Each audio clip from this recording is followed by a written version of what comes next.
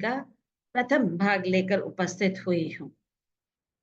व्यवहारिक हिंदी का जो पाठ्यक्रम है 2 इकाइयों में विभक्त किया गया है।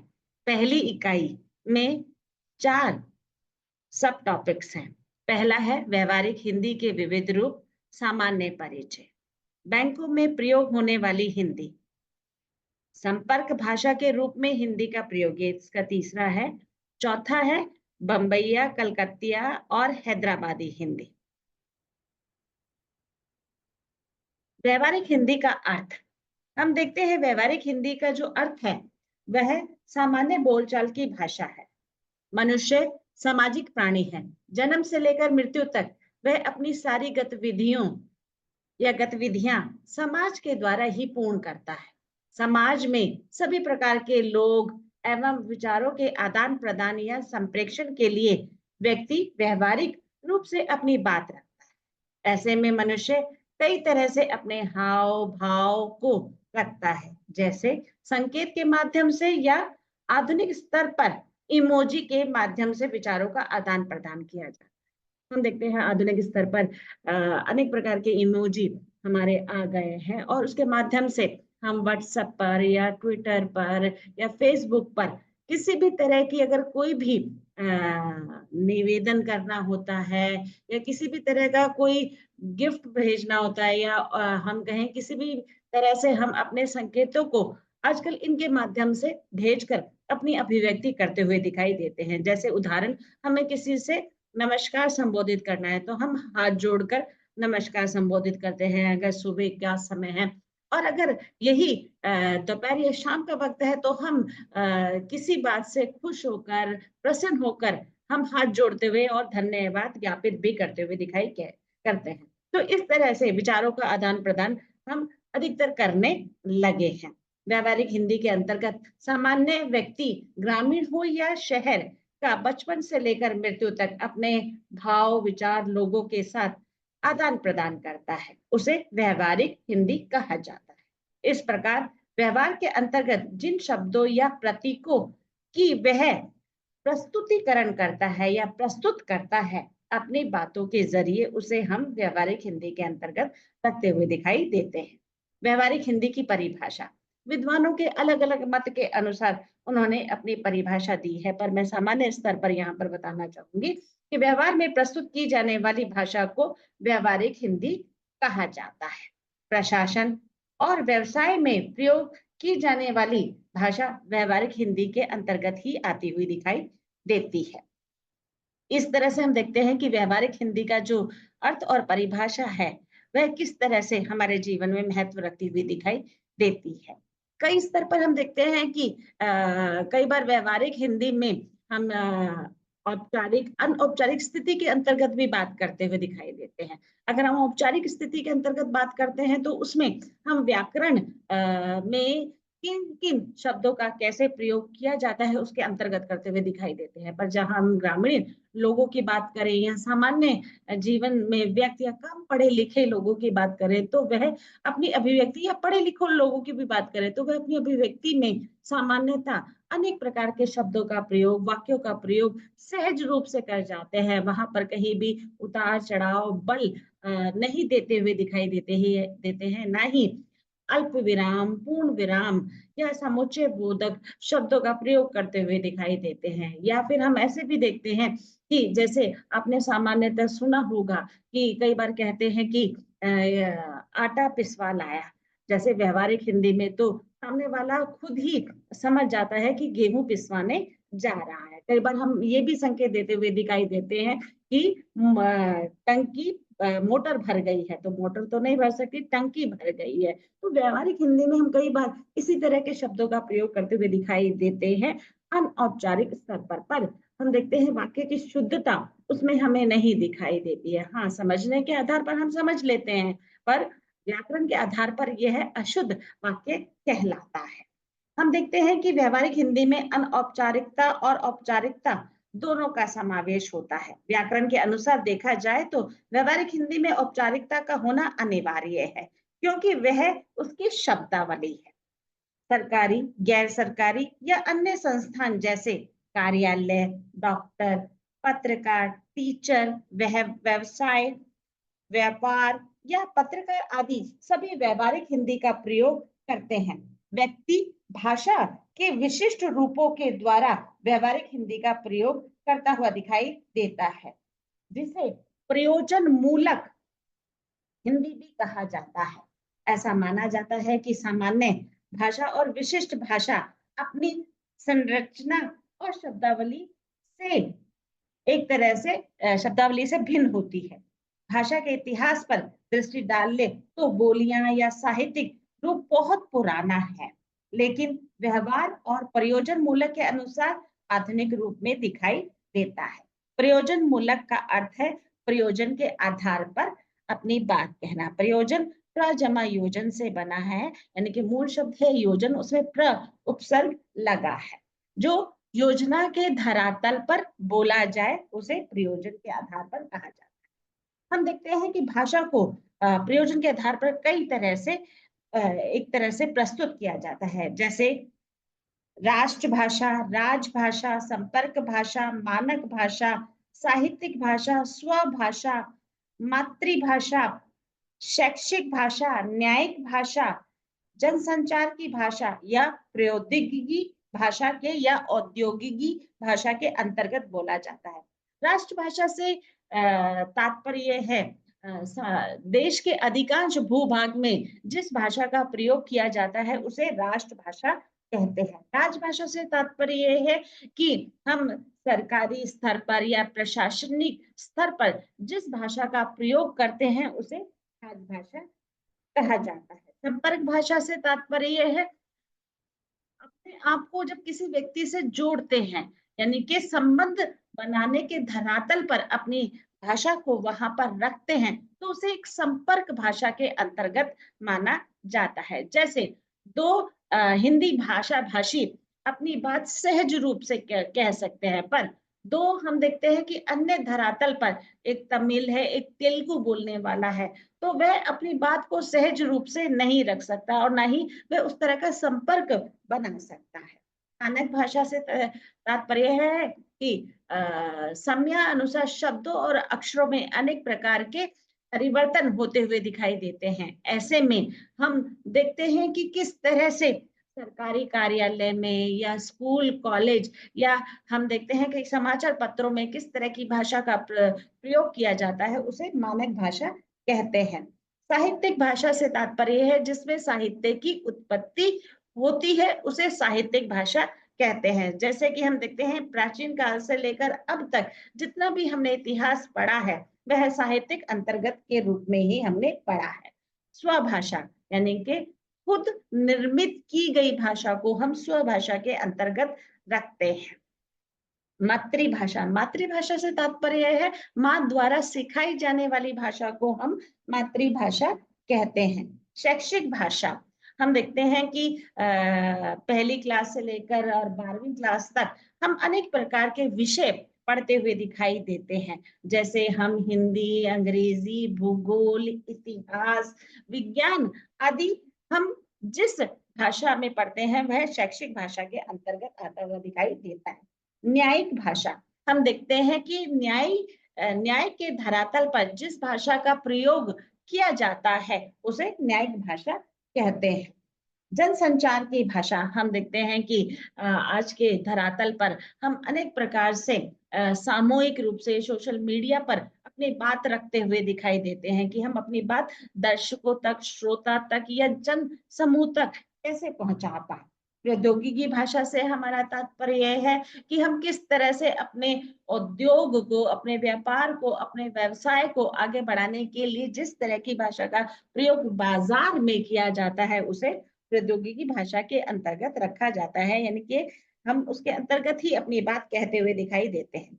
कई बार संदर्भ एवं भूमि यानी कि वातावरण के अनुसार भाषा के व्यवहार में एक तरह से परिवर्तन या बदलाव आते हुए दिखाई देता है, और यह बदलाव प्रयुक्ति के आधार पर होते हैं, यानी कि क्षेत्र के अनुसार विशेष प्रयोग किया जाता है उसे प्रयुक्ति कहते हैं। प्रयुक्ति से हमारा तात्पर्य है कि हम किस तरह की संरचना, शब्दावली, पदावली तथा व्याकरण के अनुसार अपनी बात रखते हुए दिखाई देते हैं।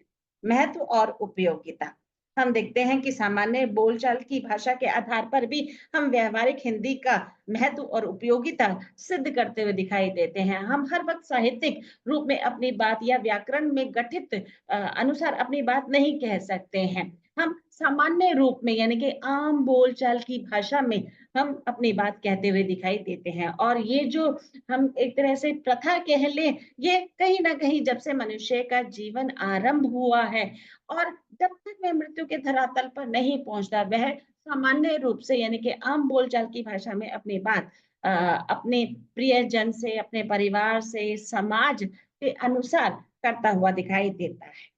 दूसरा है साहित्यिक बोलचाल के आधार पर हम देखते हैं कि व्यक्ति को अपने ज्ञान विज्ञान को बढ़ाने के लिए साहित्य पढ़ना अत्यंत आवश्यक है, या विषय से संबंधित अधिकतर जानकारी उसे होनी चाहिए, तभी वह अपडेट वह पाता है, चाहे वह खेल कूद है या सोशल मीडिया के द्वारा किसी भी विवाद का उतार चढ़ाव है, या हम देखते हैं विज्ञान के धरातल पर, या आजकल हम देखते हैं तकनीकी के आधार पर अनेक प्रकार की जानकारियां हमें लोग साझा करते हुए दिखाई देते हैं। तो दोनों आधारों पर हम देखते हैं कि व्यवहारिक हिंदी का जो रूप है वह एक तरह से सिद्ध होते हुए दिखाई देता है।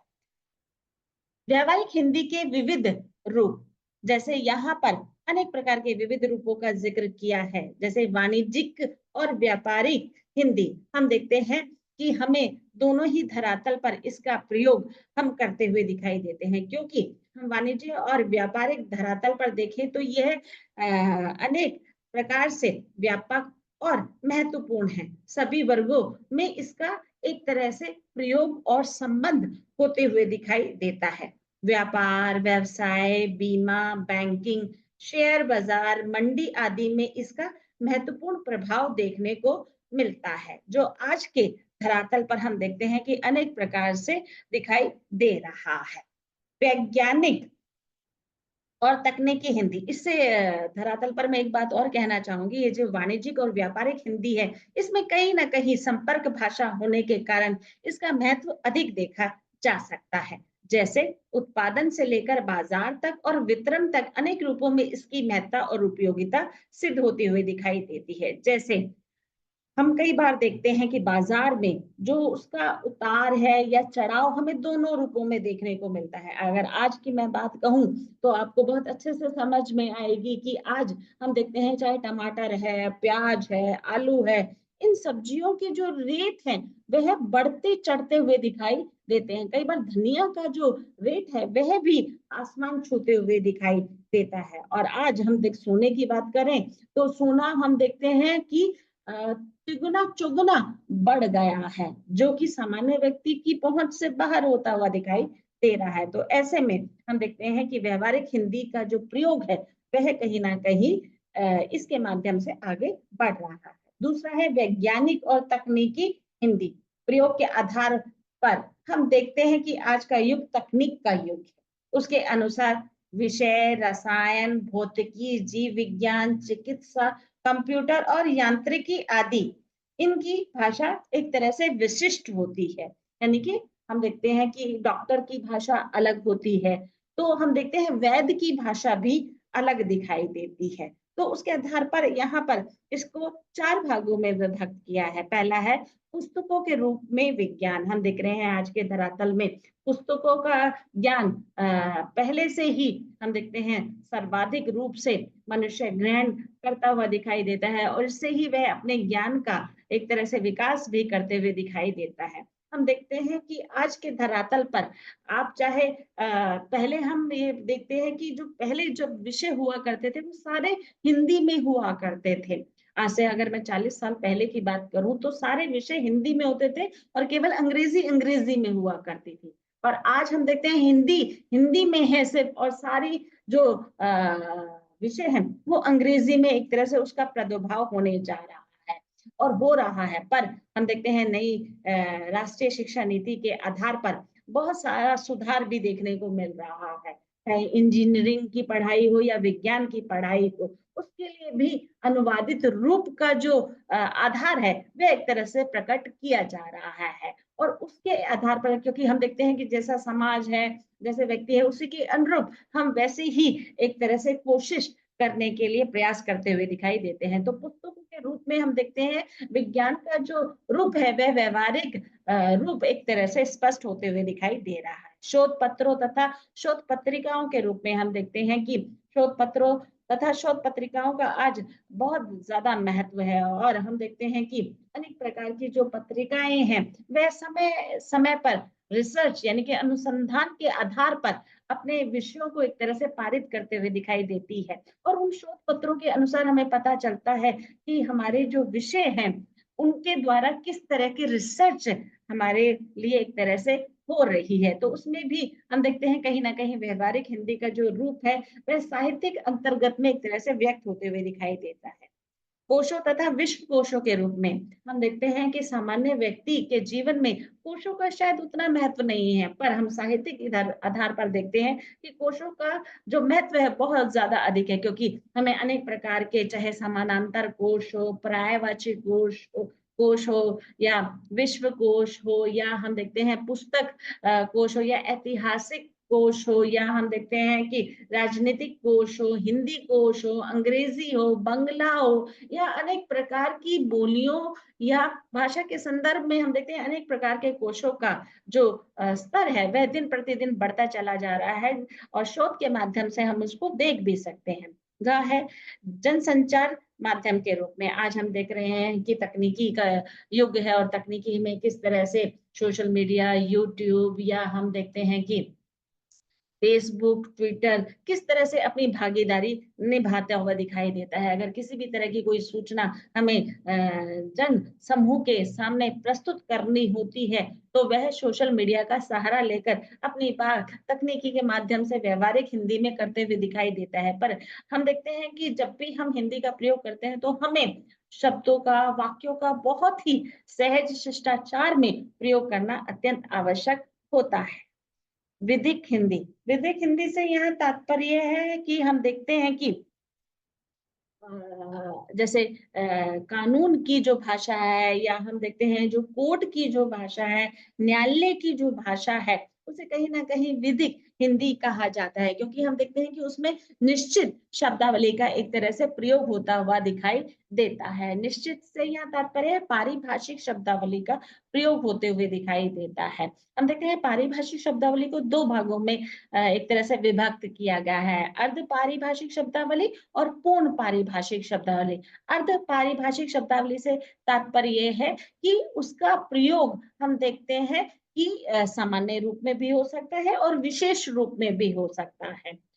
पर निश्चित शब्दावली से यह तात्पर्य है कि इसका प्रयोग केवल उसी विशिष्ट स्थानों पर या विशिष्ट विषय के अनुसार ही किया जा सकता है। जैसे हम देखते हैं कि हमारे संविधान में 344 45 में बताया गया है कि किस तरह से पहले 15 वर्षों तक अंग्रेजी का एक तरह से प्रादुर्भाव होगा और समय परिवर्तन होके तब वह हिंदी भाषा का प्रयोग एक तरह से करते हुए दिखाई देंगे। तो आज हम देखते हैं कई न्यायालयों में हिंदी का जो प्रयोग है वह अधिकतम रूप में हमें दिखाई दे रहा है, चाहे जितनी मर्जी कोर्ट की जो भाषा है वह परिवर्तन के स्तर पर दिखाई दे रही है। कार्यालय हिंदी, कार्यालय हिंदी से तात्पर्य है सरकारी कामकाज की भाषा। इसमें भी हम देखते हैं कि निश्चित शब्दावली का एक तरह से प्रयोग होते हुए दिखाई देता है। निश्चित शब्दावली से यह तात्पर्य है कि हम किस तरह से शब्दों के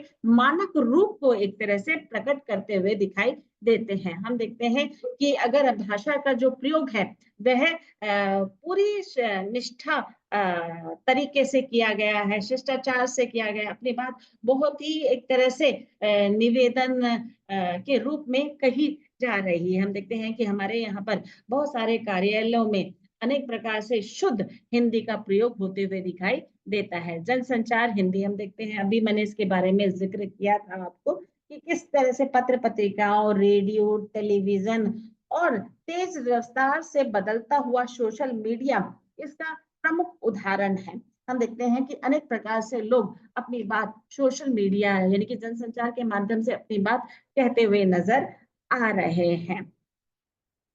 लास्ट है विज्ञापन एवं सामाजिक विज्ञान। विज्ञापन से तात्पर्य है दो शब्दों के मेल से बना है, वि जमा विज्ञापन व्यापा। ये हम देखते हैं कि आज की जो दुनिया है, आज का जो क्रम है या उपक्रम है, वह कहीं ना कहीं विज्ञापन का ही है। और व्यक्ति सबसे अच्छा उदाहरण है, विज्ञापन का चलता फिरता उदाहरण है। हम देखते हैं कि हम कोई फिल्म देखकर आते हैं, अगर उसका हम प्रमोशन करना चाहे या करते ही हैं, जब कोई चीज हमें अच्छी लगती है या बुरी लगती है, दोनों स्तर पर हम सकारात्मक नकारात्मक दोनों रूपों का वहां पर रूप स्पष्ट करते हुए दिखाई देते हैं। तो हम खुद ही उसे एक तरह से प्रमोट करते हुए दिखाई देते हैं, चाहे वस्तु के रूप में है या उत्पादन के रूप में है या अन्य स्तरों पर। सामाजिक विज्ञान से तात्पर्य है विषय के अनुसार। जैसे हम देखते हैं कि समाज शास्त्र है, अर्थशास्त्र है, इतिहास है, भूगोल है, जिसके माध्यम से हम अपनी बात लोगों तक पहुंचाने का प्रयास करते हैं और अपने ज्ञान का जो रूप है एक तरह से साझा करते हुए दिखाई देते हैं। तो आज इसकी पहली इकाई का पहला टॉपिक मैं यहाँ पर पूर्ण करती हूँ। और बच्चों, अगर आप इसे देखोगे, अगर आपको लगता है कि कहीं आपके मन में दुविधा है, तो आप कमेंट बॉक्स में जाकर अपने प्रश्न वहां पर लिखा कीजिए और मैं उसका उत्तर देने में पूरी तरह से समर्थ वहां पर होंगी। धन्यवाद।